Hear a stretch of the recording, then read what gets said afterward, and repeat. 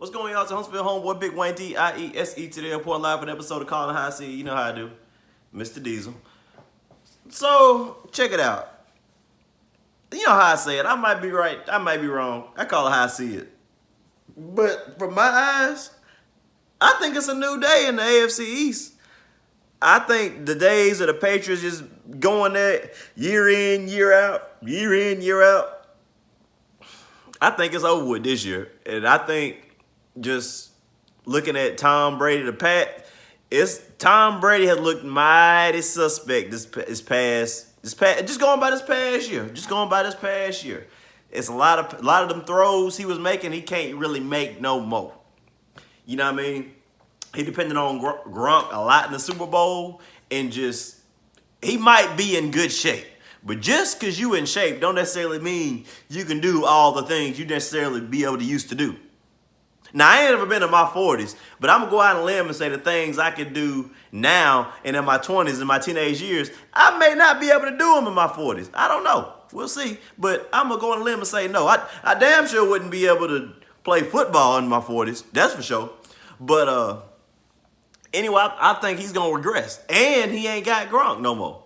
And so I think that's without Gronk, now you're going to have, more pressure on Julian Edelman. They can put more coverage on him. That's one less thing you got to worry about on the offense.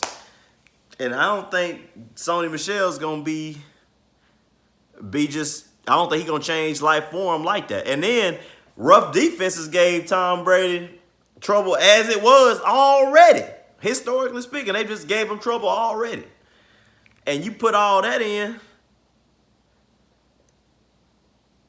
on top of the schedule, I got their schedule right here. I'm looking at their toughest games.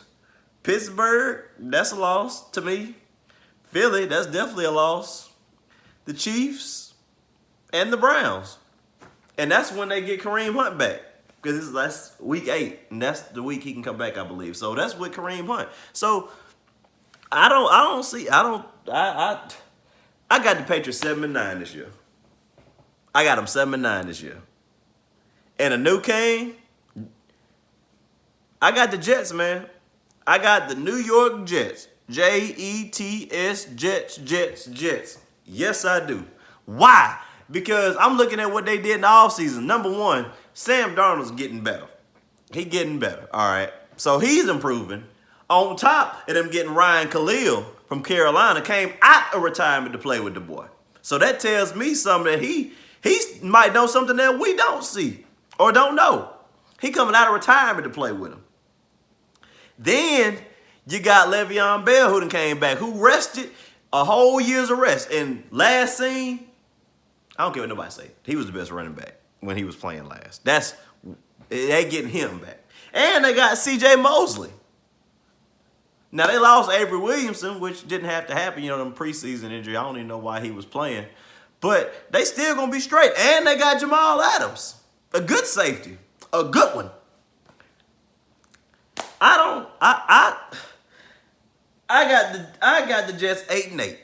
I got the Jets 8-8. And that's 7-9. 7-9 is not better than 8-8. I got them winning that division over the Patriots. I think it's a new day. I think it's a new day. And I think that's why I think it's time for Tom Brady it's time for him to ride off in the sun.